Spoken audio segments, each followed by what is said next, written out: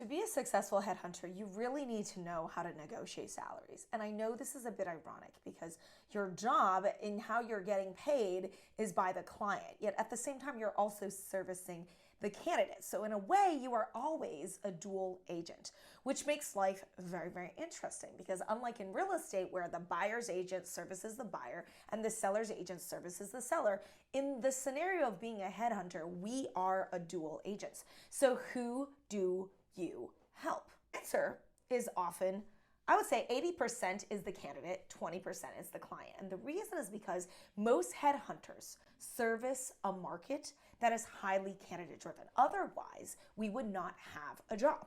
If there's a market in which there are too many candidates and not enough jobs, they don't need our help. In that scenario, it's a client driven market and the salaries will benefit the client. The client has a lot to choose from, therefore they can kind of command the market price. It's the total converse in jobs that are spearheaded and dominated by headhunter activity. In these markets, these candidates are extremely hard to find. Therefore, their negotiating power is much higher. So in this scenario, in order to protect your end client from having a dropper, which is a candidate that takes an offer, decides not to go and join the company, which is the worst outcome. Let me repeat, it's the worst outcome for a hiring manager, for the candidate, for the recruiter, for everyone involved. The worst outcome is losing the candidate to another company, to another job. And how do you prevent against that?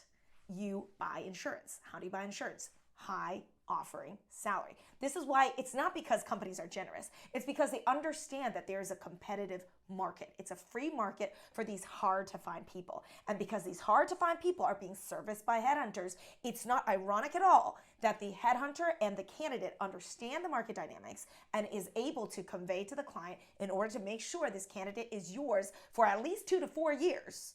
Because that's about the average tenure these days. 2 to 4 years, this candidate will be yours, but you gotta get them on the right salary, or else 6 months later, they're just gonna leave you because they'll find a job that is paying market rate and or premium market rate, and they'll leave you.